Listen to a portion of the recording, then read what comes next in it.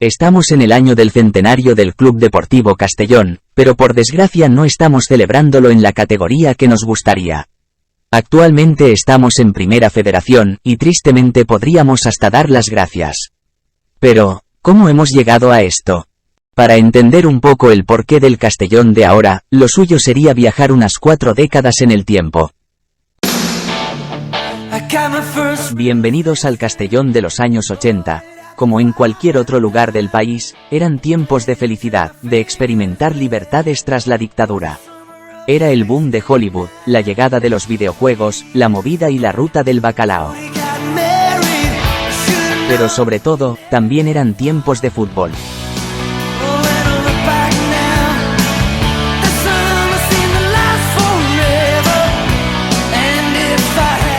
Unos pocos años antes, el Castellón había dejado el listón alto con un subcampeonato de Copa y una 5ª posición en Liga, quedándose a las puertas de jugar Copa de la UEFA. En los 80, el Castellón era un habitual de segunda división del que siempre se esperaba algo, y no defraudó en 2 temporadas en las que ascendió a Primera División, 1981 y 1989. Incluso Castalia era insuficiente para una afición que quería un equipo campeón, por lo tanto, llegó nuestro nuevo hogar. Se esperaba mucho del futuro, ya que el club guardaba un gran potencial en su cantera, así se demostró en las notables participaciones del juvenil en Copa del Rey, llegando a pelear por el título, o incluso la consecución de un campeonato y un subcampeonato de Copa de España de aficionados, que era lo más parecido que hubo a una liga de filiales. Nombres como Saura, Alcañiz, Ribes, Robert, Pichi Alonso, Ibeas o Mendieta eran la mejor prueba del potencial de las categorías inferiores. Las participaciones en Primera División durante la década fueron más bien discretas, pero siempre con la esperanza de igualar algún día la gesta de 1973.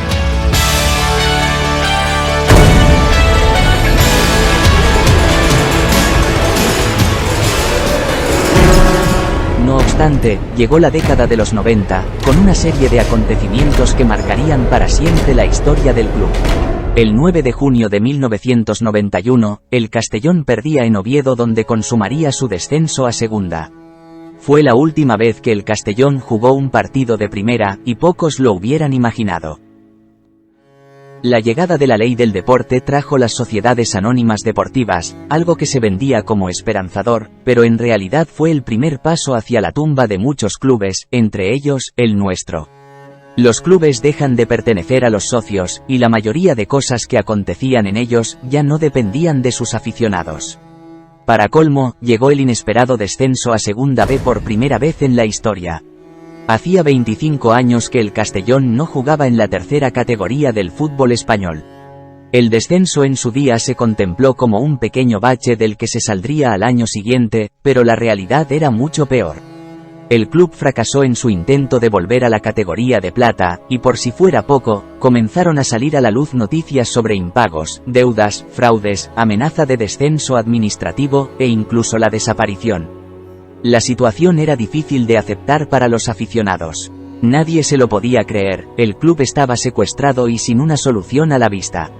Surgió un pequeño rayo de esperanza. Pero los gestores del club no querían desprenderse fácilmente de su accionariado. Roch, que era la segunda vez que intentaba llegar a la presidencia del club albinegro, se hartó, desistió y encontró en el modesto Villarreal de Segunda División la oportunidad de llevar a cabo el proyecto deportivo que tenía planeado. Finalmente, su socio y consejero del Valencia, Antonio Bonet, quien no había desistido, se convirtió en el máximo accionista tras forzar por la vía legal junto a pequeños accionistas una asamblea que le otorgó el poder. El Castellón consigue sobrevivir, pero el éxito deportivo no llega. Se deambula por Segunda B encadenando temporadas que eran intentos frustrados de llegar siquiera a posiciones de liguilla de ascenso. Por si fuera poco, parecía que el club no era de especial interés para su propio presidente, prueba de ello era su continuo desprecio a la afición albinegra, o incluso su ausencia en partidos clave como este en Palamós, ya que se encontraba viendo un Sevilla-Valencia. Todo cambió cuando llegó él. Fernando y Heredia hicieron un Castellón que volvía a ir en serio. Tras rozar el ascenso en 2 temporadas, en 2005 la 11ª temporada del Castellón en Segunda B, se conseguiría el ansiado retorno a la categoría de plata. Todo hacía presagiar que el club resurgiría para volver a dar guerra, volvía la felicidad de los años 80. Antonio Bonet decidió vender todo su accionariado, y fue cuando llegaron ellos. Un representante de jugadores, un empresario o un senador entre otros. Las 2 primeras temporadas se sufrió para conseguir la permanencia en segunda. En las 2 siguientes parecía que el Castellón era candidato al ascenso a primera, pero una extraña falta de ambición por parte de la directiva dejaba claro que no se conseguiría nada. Prueba de ello fue cuando Abel Resino, entonces técnico del Castellón en 2008, pidió un par de refuerzos en el mercado de invierno que hubieran podido ser el empujón que el Castellón necesitaba para volver a primera, pero se le hizo caso omiso. Tras quedar séptimos en segunda, llegó el verano de 2009, el inicio de la debacle que daría lugar a los peores años de la historia del club. Se desmanteló el equipo, se malvendieron jugadores clave, estas operaciones beneficiarían más al representante del jugador que al club. Se constituyó un equipo mediocre que acabó indiscutiblemente colista. El Castellón volvía a Segunda B entre un ambiente muy caldeado. Lo peor estaba por llegar. En mitad de la temporada en la categoría de bronce vuelven a surgir noticias sobre deudas, impagos, saqueos, denuncias y movilizaciones. Esta vez no hay salvación. Finalmente se consuma el descenso administrativo a tercera división. El Castellón jugaba por primera vez en su historia en la 4ª categoría del fútbol español. Debutó en la categoría de Milagro en agosto de 2011, ya que días antes de la primera jornada no habían noticias del club. Aparentemente, Castellnou ya no eran dueños del club. Aún así daba la sensación que la presidencia era un marrón del que varios testaferros querían huir. A pesar de existir un supuesto interés del grupo Boluda o de Gazprom en comprar el Castellón, todo era opaco en el club. En 2012 ostentaría la presidencia David Cruz, daba así comienzo un periodo en el que el Castellón entraría en una situación agónica. Se vivían momentos muy delicados, el descenso administrativo a regional amenazaba continuamente el club por las deudas. En 2014 el Castellón culminó la peor temporada deportiva de su historia salvando la categoría en la penúltima jornada. Se había tocado fondo. Los acontecimientos daban lugar a pensar que el Club Deportivo Castellón, fundado en 1922, tenía los días contados. Incluso desde el ayuntamiento se propuso disolver y refundar el club con otro nombre como solución. Todos daban por hecho la muerte del Castellón.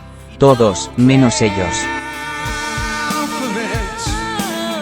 Al aficionado no le quedaba otra que organizarse, y así se hizo. Se constituyeron asociaciones para intentar buscar el beneficio del club, se utilizaron los mecanismos posibles para acabar con el cáncer que la llegada de las sociedades anónimas deportivas habían causado al Castellón.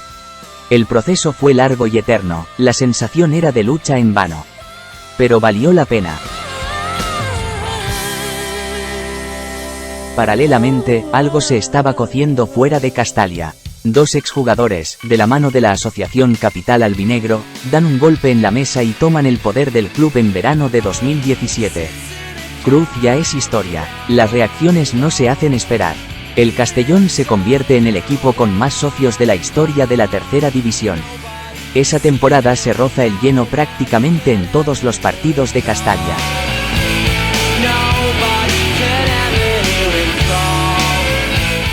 Todos los partidos fuera de casa parecíamos el equipo local.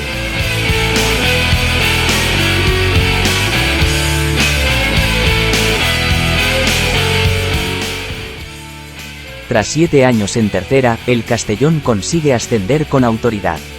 Volvíamos a la categoría de bronce, y 2 años después, se volvió a dar otro golpe sobre la mesa ascendiendo a segunda.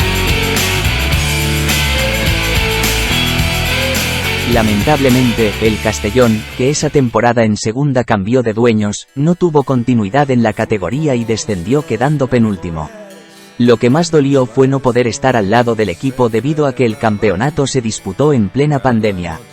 Capital Albinegro volvió a ser propietario del club, y se abrió a escuchar ofertas.